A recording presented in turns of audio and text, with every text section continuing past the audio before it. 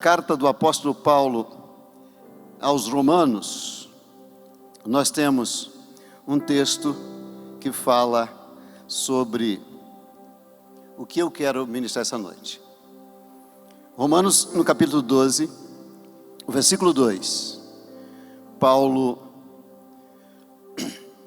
diz o seguinte, eu vou traduzir: não vos conformeis com este século ou com este mundo, mas transformai-vos pela renovação da vossa mente. Paulo está dizendo, não fique na caixa, na forma, no molde imposto pelo mundo, pelo século, pelas circunstâncias do tempo que você está vivendo, mas seja criativo, mude o paradigma, crie um novo arquétipo, um novo padrão, um novo modelo, nova norma, nova regra. Crie uma cosmovisão, um modo de ver, uma nova leitura de realidade. Isso é mudança de paradigma, já que o paradigma é um arquétipo, um modo, um padrão, uma maneira, uma regra, uma norma fossilizada, estruturada, engessada. Mudar paradigma é sair disto e criar um novo arquétipo, uma nova modalidade de percepção. Todos nós temos um jeito de ver, todos nós temos uma lente para olhar a realidade. E sabe como é que você e eu olhamos a realidade? E aquilo que nós chamamos de cosmovisão, maneira de ver o mundo, percepção, ou como eu apreendo, como eu capto, como eu vejo o mundo. Eu vejo exatamente baseado no meu padrão interno.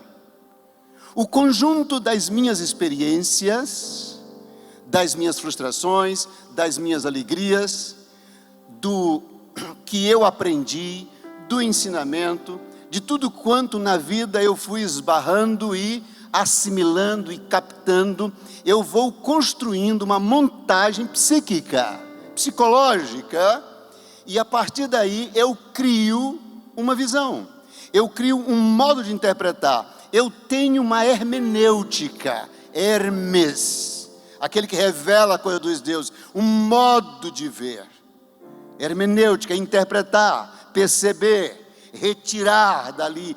Então eu retiro da realidade exatamente baseado naquilo que eu vejo. Portanto, uma experiência para uma pessoa pode causar tristeza, frustração e um grande impacto. A mesma experiência no mesmo lugar, dentro das mesmas circunstâncias, para outra pessoa não causa impacto nenhum. O grande exemplo na vida disto são órfãos. Porque perdeu o pai, depois perdeu a mãe, foi criado por o tio, foi criado por outra pessoa, em outra casa.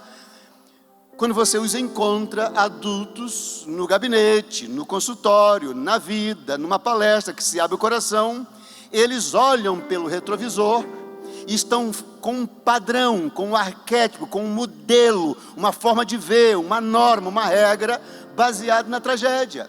Porque eu sou órfão, porque eu fui abandonado, porque eu sempre sofri, nada dá certo na vida. Então, mais tarde, quando eu fui trabalhar, eu tinha um patrão ruim.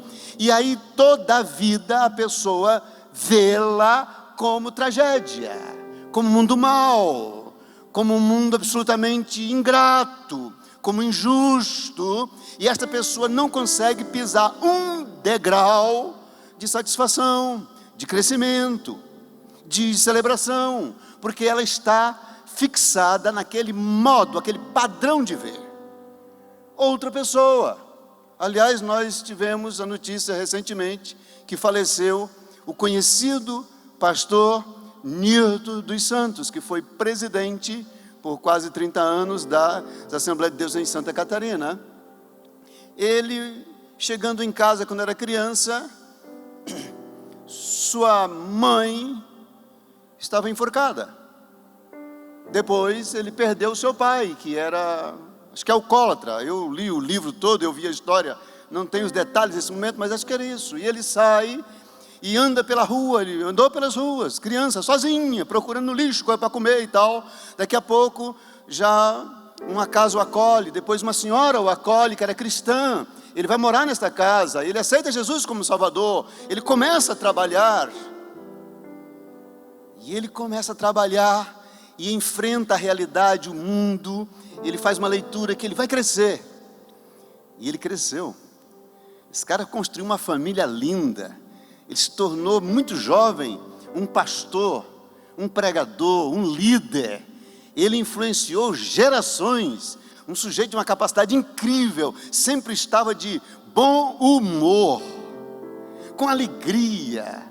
Ele contou num livro a história, eu li com o pastor Júnior Batista, na Rádio 107, na FM de Joinville, o livro, lemos o livro, contamos a história, o filho dele, Ismael Santos, esteve lá conosco. E a gente lia, e quando você perguntava para ele olhando para trás, ele via as perdas como esterco, como base, como estrume, como humus para o seu crescimento, que foi a dor e aquele sofrimento dos primeiros anos como órfão, que lhe fez ser vencedor. Que coisa incrível! A mesma experiência para fixa um padrão de derrota, de tragédia, de dor, de lamúria, de lamentação, e sempre olhando pelo retrovisor para a tragédia, para o mal. O outro olha para frente, eu vou conquistar, eu vou fazer, vou realizar, tem alvos, tem objetivos, e vai seguindo e aumentando os passos nos degraus cada vez mais altos, e chega lá em cima. Portanto, essa interpretação é como você vê, baseado no seu padrão interno. Neste momento nós chegamos a um ponto que eu tenho que perguntar e você não precisa responder. Só pensa. Como você vê a realidade? Como você faz a leitura do mundo, da realidade ao seu redor? Como você vê?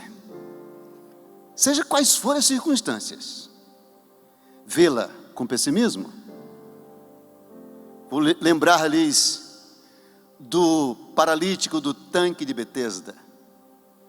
Está lá quase 4 décadas, 38 anos. Chega Jesus e pergunta: queres ser curado? Qual o seu padrão? Qual o seu exemplo interno? Sua experiência? Seu molde, seu arquétipo de interpretar a realidade? Sabe o que ele disse? Eu estou aqui há 38 anos. Todas as vezes que a água é agitada, vão outros na minha frente, e porque eu não tenho ninguém que se disponha a me pegar e me jogar primeiro, por isso eu estou aqui. Como quem diz, só faltam 2 anos para 40 anos. Eu vou completar 4 décadas. Aqui eu estou, é assim mesmo. Na dor, se arrastando, vindo para cá, com enorme dificuldade, me deslocando e fico aqui. Mas tem outros mais espertos. Aí ele culpa as pessoas. E também ninguém me ajuda, ou seja, eu não tenho solidariedade. Tem gente que pensa que o seu sucesso depende dos outros. Leitura equivocada, hermenêutica mal feita. O cara achava que ele só seria curado se tivesse gente absolutamente disposta em ter compaixão, misericórdia dele. Ele nunca pensou que ele podia ficar à beira da piscina, quase com o pescoço escorregando na água. E quando essa água fosse agitada, ele tucutava o pé no barro, nas pedras, e se jogava, pelo amor de Deus. Ele nunca pensou nisso.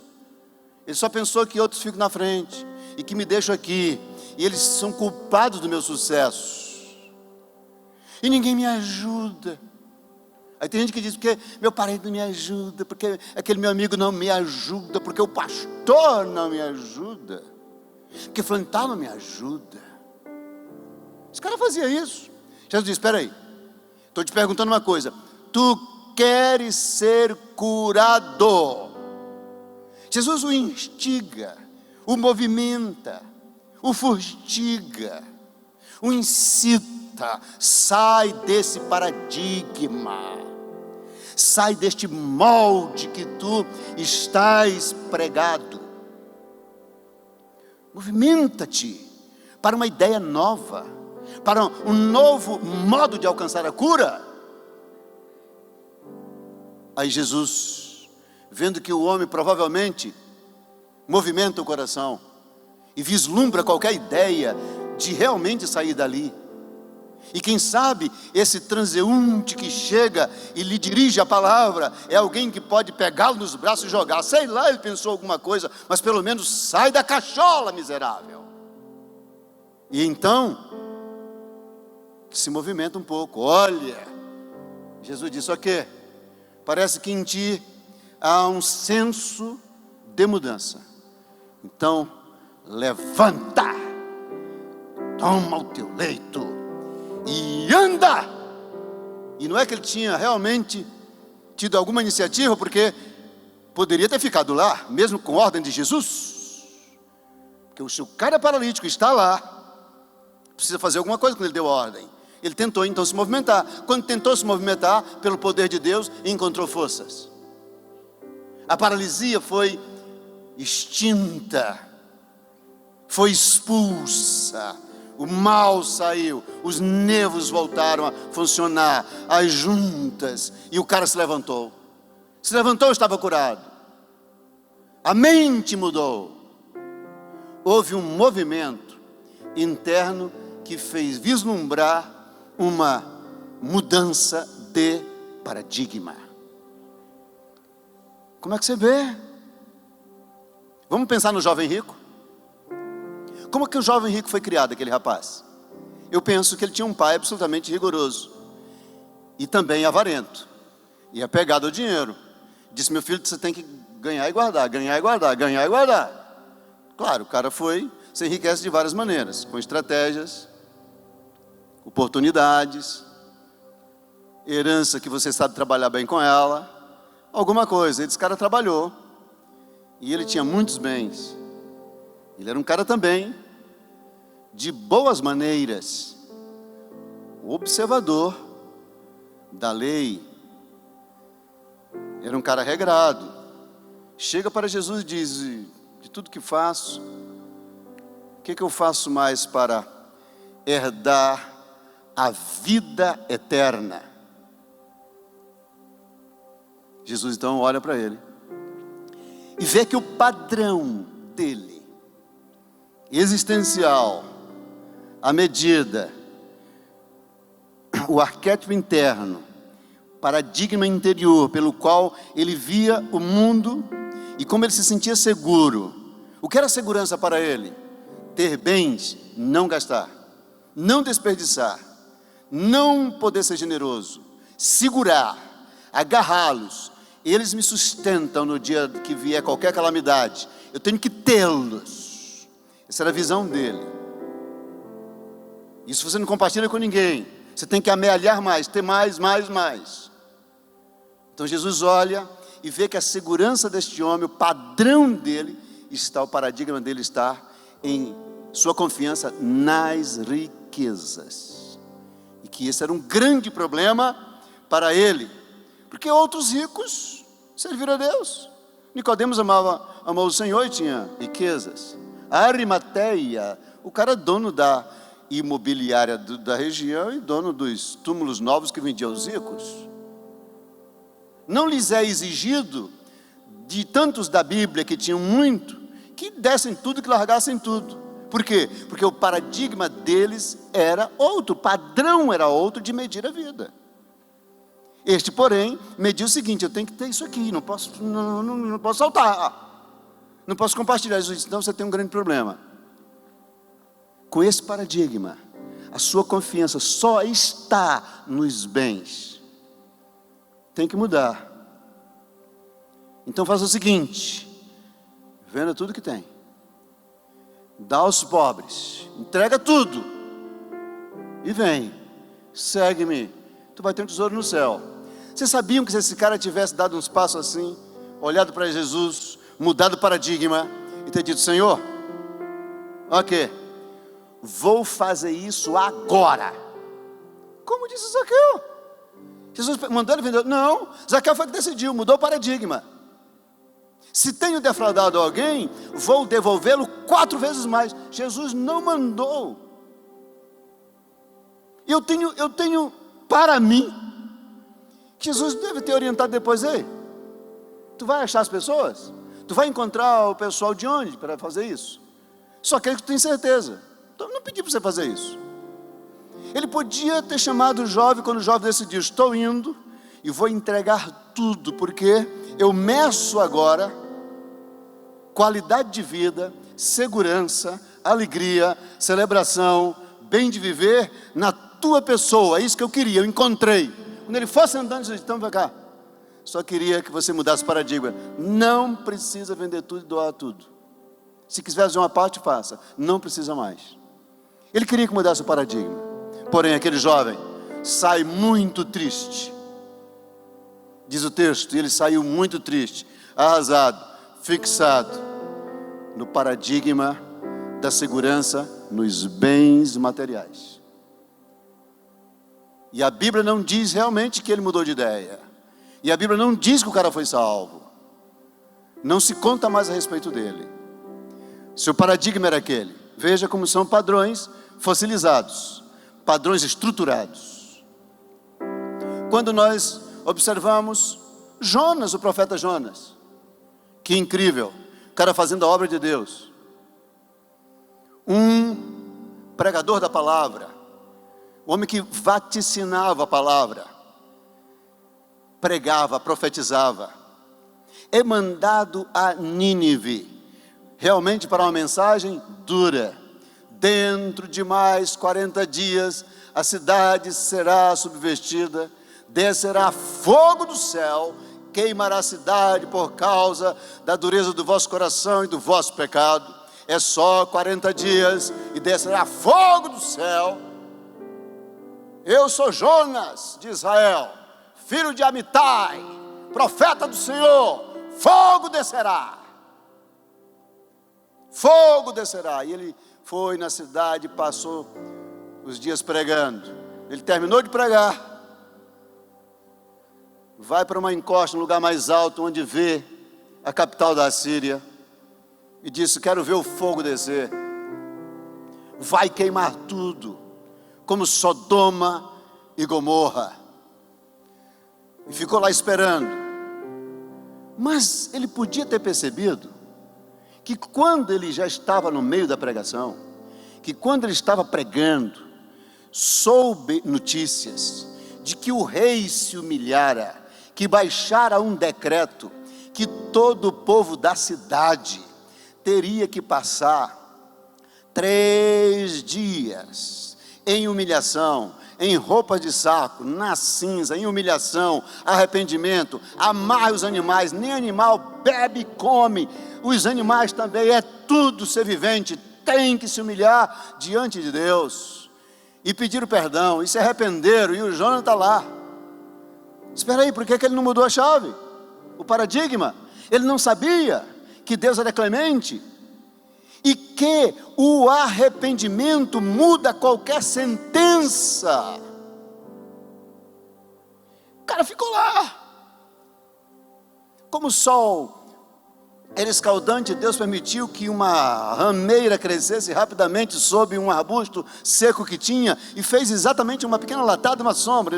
Ele achou legal, ele está me protegendo, me guardando aqui, porque foi um fenômeno de ter crescido tão rápido aquela rameira. E aí ele fica de olho lá para ver a destruição. Um sentimento sádico, que o que eu preguei tem que acontecer, mas não viu o arrependimento de Deus, e que arrependimento muda a sentença, e que o paradigma daquele povo foi mudado, e que a dureza do coração foi substituída por um coração quebrantado? Não viu isso, Jonas? E então, como Deus não destruiu por causa do arrependimento, ele está raivoso, irado, chateado, paradigma fossilizado no ideal de que aquilo que eu falo, mesmo que as circunstâncias mudem, não pode mudar. É assim e assim será.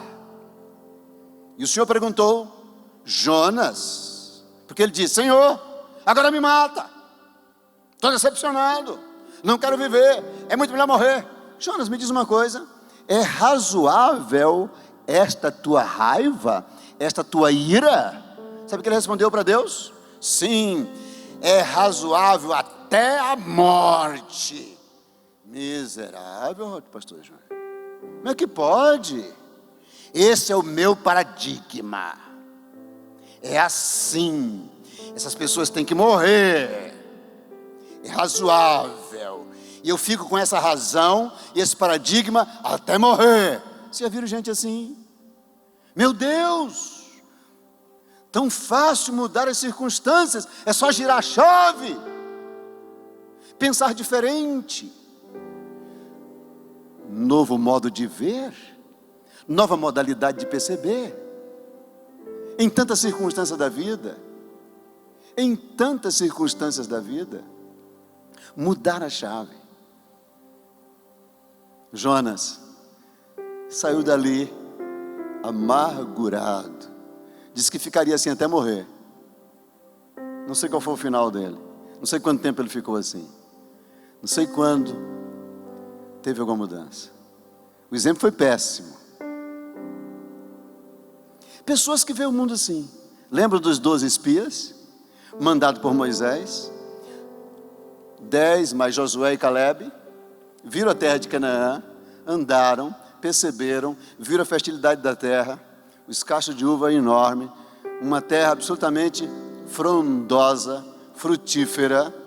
Viram as pessoas que eram normais, viram homens de determinadas etnias que eram mais altos, mas nada maior do que os grandes valentes de Israel.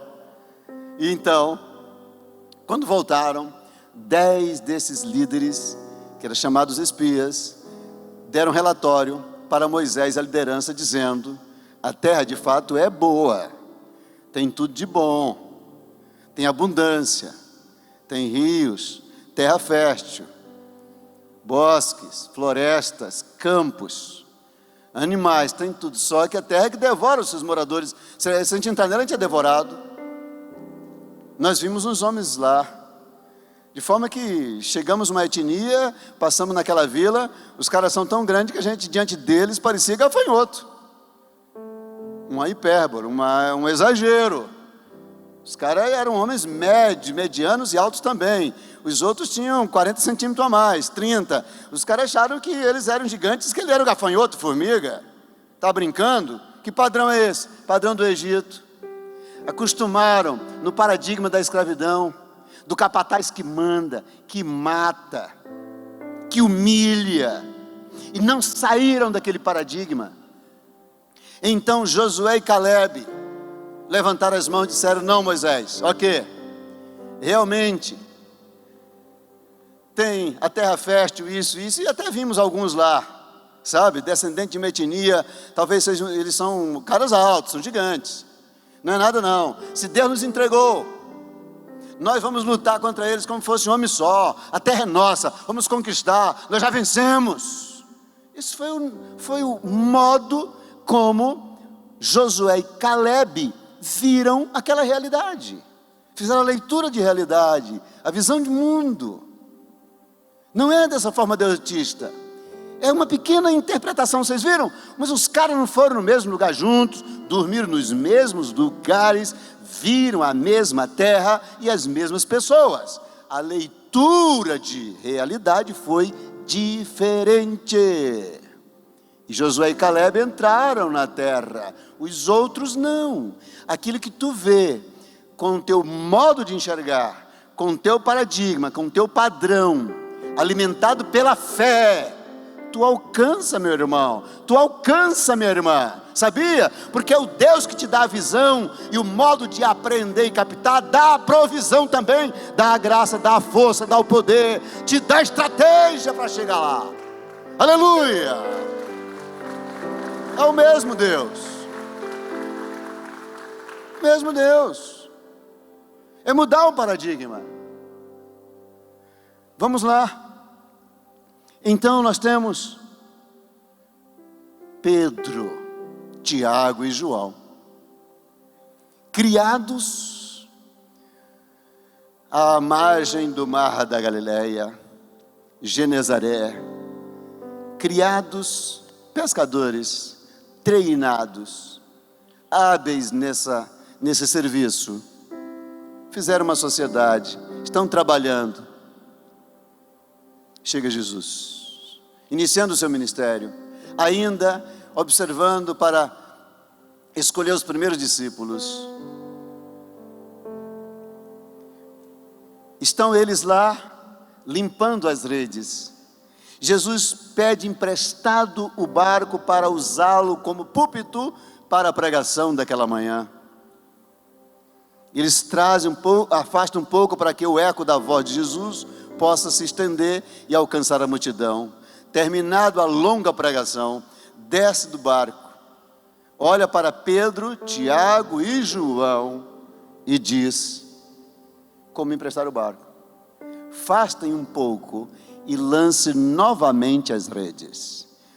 Ao que Pedro respondeu: Senhor, com toda a experiência que nós temos, padrão existente, o paradigma, o conjunto de experiências, nós já sabemos que depois que você pesca a noite inteira, em lugares mais profundos, em possível lugar de cardumes, nada tendo encontrado, o mar não estando para peixe, depois se aproxima da praia, com a multidão dessa toda, este horário, reflexo do sol, impossível ter peixe.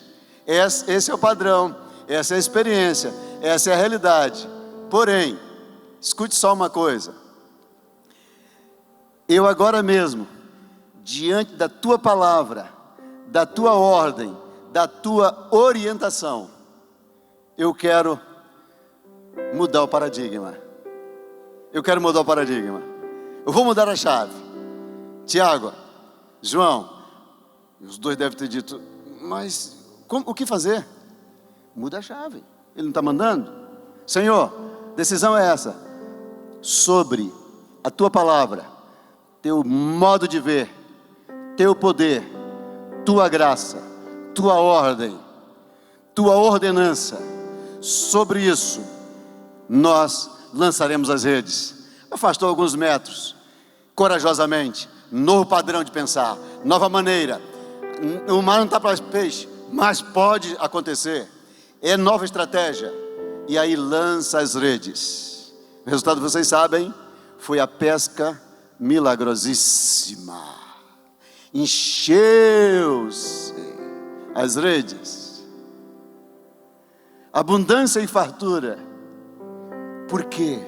Porque esse homem decidiu mudar o padrão, confiar, acreditar no Senhor.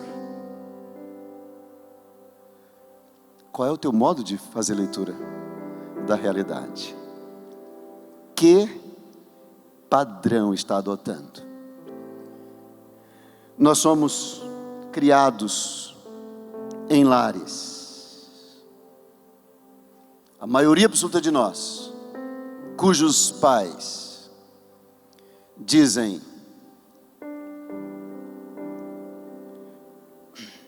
11.500 nãos, até chegarmos ao final da nossa adolescência. E eles disseram 1.500 sims. Qual foi o padrão? Que se a gente não tiver cuidado, nós construímos que medida, que paradigma, que arquétipo? Negatividade. Negatividade. Sou obrigado a continuar assim? E felizes aqueles que tiveram pais motivadores. Felizes aqueles que tiveram pais que celebravam. Felizes aqueles que permitiram você sonhar. Eu fico muito contente quando estou na casa do meu irmão, o pastor João Siqueira, que aqui está, e escuto a Andréia, que também é minha secretária. Quando a Rebequinha, que está ali, 6 anos de idade, diz: mãe, eu vou comprar um carro muito lindo, todo pink, lindo, grandão. Aí, você compra, mãe? Ela diz: vamos comprar sim, vamos comprar. Ela diz: que legal, vamos comprar. Ela viu uma coleção, não sei de que lá, diz: mãe, quando nós formos numa loja de brinquedos, nós vamos comprar essa coleção. E é assim que ela vê nos vídeos do YouTube. Aí a Andréia diz: vamos comprar sim. Ela fica tão feliz para ela, já comprou, né? Já comprou. Daqui a pouco ela muda de ideia. Um dia eu disse: Andréia, é interessante, você permite que ela sonhe, que ela adquira todas as coisas na sua infantilidade, na fantasia do lúdico infantil, mas a mãe permite que ela sonhe. Porque tem outras mães que dizem o quê? Menina, deixa de ser doida, a gente nunca pode comprar isso. E aí vai dando o que se comumente chama da crença limitante, do credo limitante, não é? Que nada permite, que nada pode. A pessoa vai crescendo: não posso, não pode, não dá, não vai dar, não pode. Pelo amor de Deus. Então felizes aqueles que tiveram. Mas se você não teve, você não é obrigado a permanecer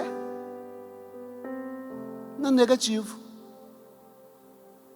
com o senso do não posso, com um paradigma absolutamente limitante a vida inteira.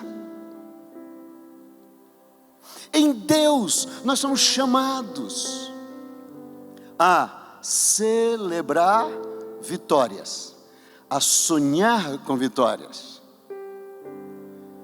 E o hino diz, a poesia mais recente, nós sonhamos os sonhos de Deus, e eu quero alcançar os sonhos de Deus, não é assim? Deus tem palavra, Deus tem fundamento para eu acreditar o tempo todo que eu posso alcançar coisas diferentes. E aí existe 3 passos para nós mudarmos paradigmas. Existem 3 critérios que eu tenho que adotar para virar a chave. Primeiro, eu preciso olhar o que Paulo disse na carta aos Efésios 5:15, quando ele diz assim: vede prudentemente como andais. Andar com prudência, andar com sabedoria, andar com equilíbrio, andar com bom senso, andar com discernimento. Crie isso na sua vida. Andar prudentemente, vede prudentemente como andais. Vocês têm que exercitar aquilo que Deus lhe deu. 100 bilhões de neurônios para fazer bilhões de sinapses. Use isso que Deus lhe deu. Irmãos amados, você sabe qual é uma coisa? Um dia desse eu estava ouvindo um palestrante desses conhecidos no Brasil, e ele dizendo que alguém chegou para ele e disse assim: mas como é que o senhor sabe tudo isso? Da biologia à filosofia, da matemática à história. Ele disse: você acha que foi um presente colocado aqui dentro? Não, eu tenho o mesmo cérebro que você tem, só que eu levanto de madrugada para estudar, só que eu me esforço, só que eu busco, só que eu gastei horas vendo os dicionários, a história, a filosofia, de Tales e Mileto a Wittgenstein, fui ler todo mundo. Por isso eu estou falando. Tu vê um cara hábil numa profissão, ele sabe que ele passou mais de 10 mil horas para ficar bom daquele jeito. Sabe que isso é pesquisa? 10 mil horas para ficar bom, se esforçou. Vede prudentemente como andais, que tipo de modo eu quero alcançar. Segunda coisa, Efésios capítulo 5, verso 16, Paulo diz: remindo o tempo. A palavra aqui, remir o tempo, é recriar o tempo. Recria o tempo. Os mais jovens não lembram, os mais antigos lembram do Juscelino Kubitschek.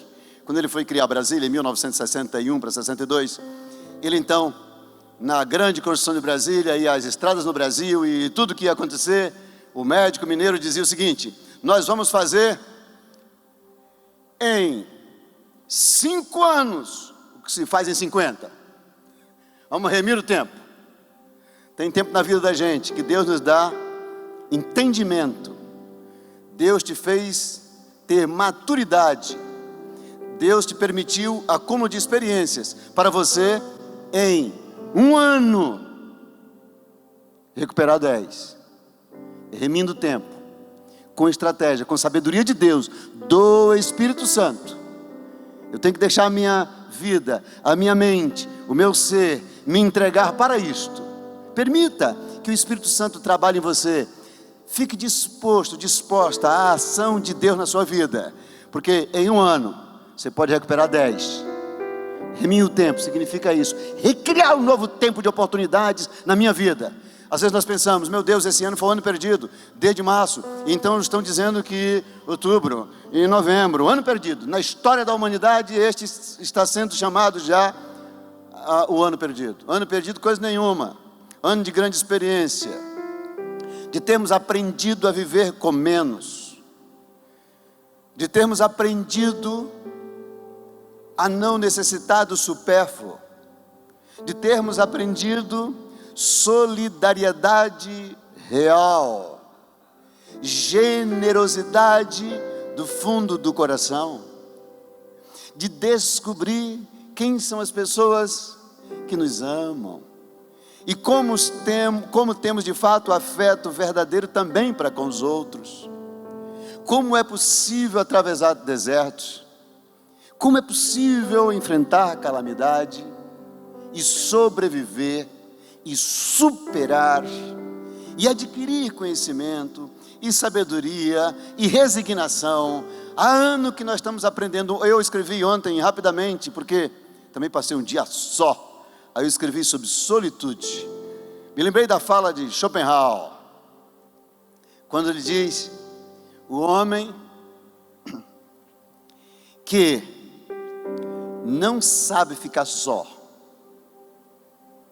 então não sabe conviver consigo mesmo, não sabe também ter liberdade, exercer liberdade, pois só aquele que descobriu a solitude, e a palavra solitude não é dele, mas do Paul Tillich, o teólogo católico Paul Tillich, que disse que a diferença entre solidão e solitude é o seguinte: solidão é alguém com enorme ansiedade, pavor, medo e chateação de ficar só, a angústia de ficar só. Solitude é alguém que fisicamente, em relação aos outros, está só, mas tem a glória de experimentar este momento a sós, tanto para experimentar a presença de Deus, para ser criativo, para pensar, para imaginar, para contemplar, para experimentar esses momentos e sentir-se só. Pode ser feliz, feliz só, em solitude. Essa é a diferença, solitude para solidão. Não é ano perdido coisa nenhuma. Por quê? Porque é possível mudarmos o paradigma e a partir de agora pensar: este foi um ano que Deus me permitiu e nos permitiu, e a partir de agora eu tenho recriações, remissão de tempo para alcançar o que eu nunca alcancei. Eu fico pensando a capacidade tão grande de pastores sábios, inteligentes, que estão ressignificando o seu pastorado. E como serão melhores pastores da agora para frente? Eu acredito muito no pastor Júnior Batista. Não é só porque é meu amigo, mas porque sei da capacidade incrível de andar com Deus, de raciocinar, de pensar. Como ele está, aí nesse tempo, recriando, ressignificando a maneira de ser igreja, a maneira de pastorear. Eu fico imaginando tantas coisas novas que vão ocorrer na vida dele, de todos os pastores que aproveitando esse tempo, estão remindo para novas criações. Mas eu acredito muito em você. Mas quem acredita mais em você é Deus, que vê o teu coração. Como esse tempo é um tempo bom. Pastor, mas ele é de dor. Ele é de dor, mas ele é de crescimento. Crescer dói. Os adolescentes que dizem: ai mamãe, a perna está doendo, aqui está doendo. Aí os pais respondem: está esticando, porque está crescendo. Isso passa. É só um estica para crescer. E terceiro ponto. O terceiro ponto como critério para mudar o paradigma é você ter vontade de mudar. Mude o seu pensamento em relação a muitas coisas, às pessoas. Mude o seu modo de perdoar. Não deixe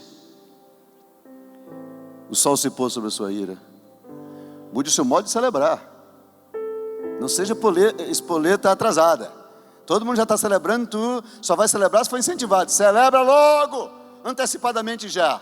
Glorifica a Deus, celebre e comece a celebrar o que nem chegou ainda. Porque quando chegar você já está treinado. Está treinado. Vontade. Deus nos chama a vontade, a decisão. Por isso a Bíblia está cheia de chamados à decisão. E conte em tudo isso com o Espírito Santo de Deus, com o Senhor que te ama. Pedro fez coisas extraordinárias, só acreditando no novo paradigma de Jesus. Lembra de Jairo? Não incomode o mestre, tua filha já pagou. Não temas, crê somente. Muda o paradigma. Aí ele saiu sorrindo. Ele disse: pode ter morrido, vai já viver. Mudou o paradigma. Mude. Fique em pé em nome de Jesus. Fique em pé.